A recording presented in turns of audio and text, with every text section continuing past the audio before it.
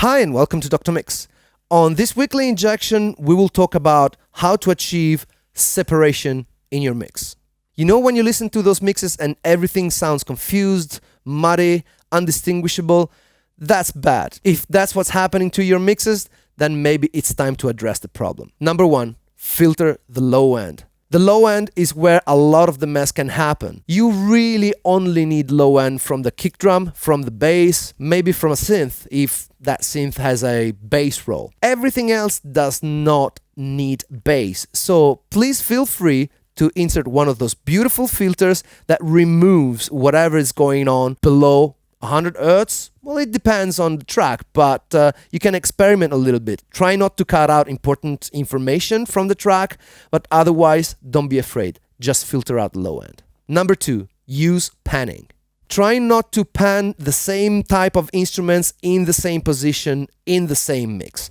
If you have two guitars, don't put them both in mono. Try to open them up in stereo a little bit. If you have lots of percussion, for example, you can decide to have the shaker all the way to the right, the bongos midway, and then maybe the congas in the center, and then the tambourine a little bit to the other side. That will help you separate things. Try to leave your lead vocals right in the center, and if you have backing vocals, then, take them a little bit out of the way. Especially instruments that have lots of mid information, like piano or guitars, electric guitars, try to pan them away from the vocals, because you need to listen to what the singer is saying. Number three, stereo enhancers. When you have stereo sounds, there is not much you can do.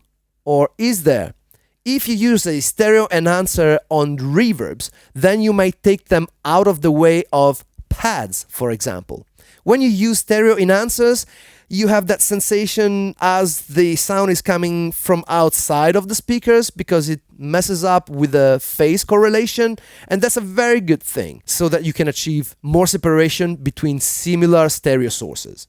Number four, clean up your arrangement. If the arrangement is too cluttered to begin with, then it's gonna be really hard to achieve separation. Some people like to have multiple guitar parts all playing at the same time, in the same section, in the same spot. Well, maybe you don't need too many guitar parts and you can get rid of some of them. Or for example, you might have piano and keyboards and pads and guitars and backing vocals happening all at the same time in the same spot. That's gonna be hard to make sound clear, so what you might want to do is hit that mute button and select the best parts for that particular section of music.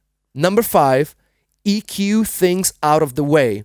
If you have a sound that is very rich in mid frequencies, like a piano or a guitar or whatever comping instrument, then you might want to EQ the 1K to 3K area out of the sound so that you can make more space for the mids of the vocals to come out. So what I'm saying is just carve out some of the mid frequencies from instruments that are less important than the vocals.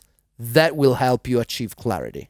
Which one of these tips did you find more useful? Please leave your comment here below and remember to share this video if you find it useful. Thanks for watching and see you next time.